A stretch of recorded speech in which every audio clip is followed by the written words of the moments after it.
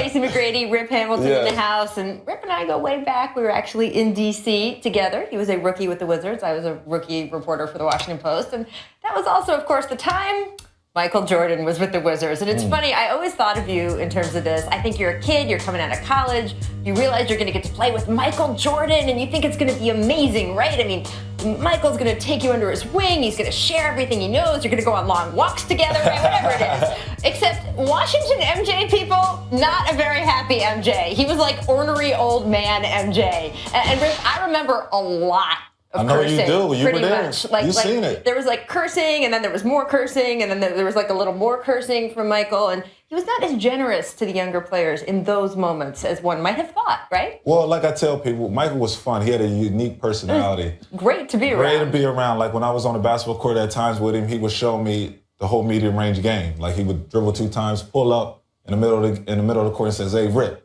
get that in your game. That's the hardest play in the game of basketball to guard." Yes, sir. But then there was also another side where it was the talking trash Michael Jordan.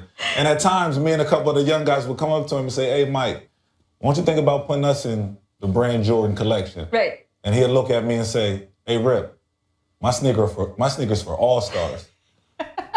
And at that time, I'm like, wow, like really? And then my other young fella, I don't want to say his name, then he would say, "Hey, Mike, what about me? Put me in your sneaker." And then he'll say, "Your game is not to the liking for my sneaker. Not good enough for the Not sneakers. good enough for my Your game sneaker." don't fit my sneakers. So, I mean, but that was the whole big talking trash with Mike. So you just had to have thick skin with him. And I told him, "Hey, Did you you go know home what? that day? How did you feel when you went home that day? You know what? I went home, I looked myself in the mirror, and I said, Rip, we're going to be all right." Right. Because I'm going to come back to MJ. And I did. After I made the All-Star team, Are I you came serious? back to him and I said, "Hey, M, now I'm an All-Star. Now you got to put me in that sneaker. Man. Now you got to pay me the big bucks." And I'm just glad that the guy he said his game don't fit my sneakers. Oh, my The goodness. question mark guy? Right? Oh man. Right?